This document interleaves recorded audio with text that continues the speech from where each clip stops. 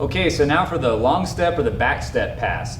This brings up a really good concept that's very important to understand for guard passing, which is if I go to one side and I get my opponent or my training partner to commit all their resources to that one side, and then I maintain my ability to be mobile, I maintain that mobility, and I switch to the other side, it might increase my chances of getting past the guard. So if you're rolling with somebody that's very new to Jiu-Jitsu, any one guard pass might work just fine in order to get past those legs. But once they've been doing Jiu-Jitsu for a little while and they're starting to develop a guard game, it's going to be important that you maintain your ability to go to both sides. So I start on one and then I go to the other. And that's usually the way that this is set up. So we're teaching this right after our single underhook stack pass or the shoulder pass.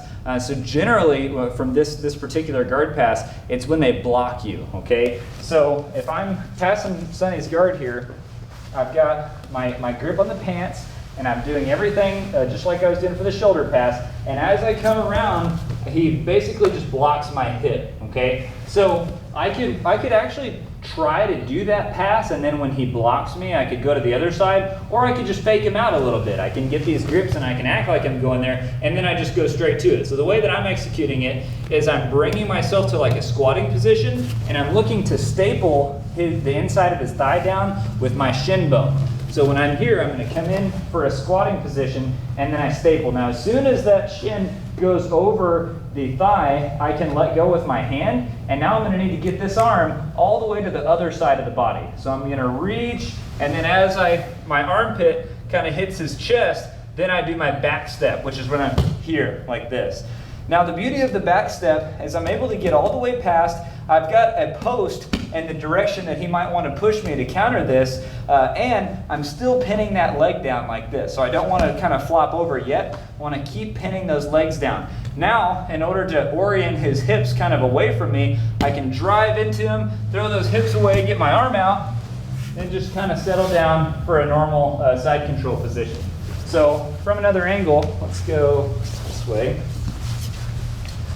From here, and of course I can go straight into it. I don't have to do the shoulder pass first. So if I'm kind of setting all this stuff up from the combat-based position right now, but I could just grab this leg, force it down, and then just pass it like this. Now, if I do have his leg on my shoulder, I can get quite a bit of stretch going on in my partner's inner thighs, and that can obviously be pretty uncomfortable. And so that can kind of, it can cause some pain and discomfort, and it can make him it's almost like distracting. He might just be trying to push these controls off of me, and he's kind of, getting tunnel vision and focusing on some of these controls, which may or may not actually stop the guard pass from happening. So when I'm here, I'm kind of splitting his guard, and then I'm going to reach over to the far side of the body before I backstep. So it kind of happens one right after the other. Okay?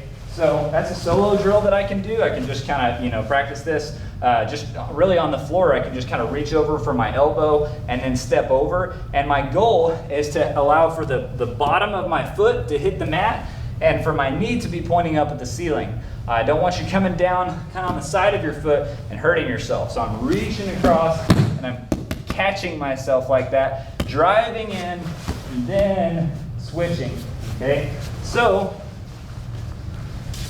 when I do this, I want to show you, if I go for a cross face, or if I leave my arm the same side as the staple, if I leave it on the same side of this body, of his body that I'm going to, it might allow him to reverse me. It can work, but I feel like this is a little bit higher percentage, a little bit safer. So what might happen is if I go straight for the cross face, as I backstep, he might just turn into me, and I might not be able to stop him from doing that, so he might get a nice reversal there.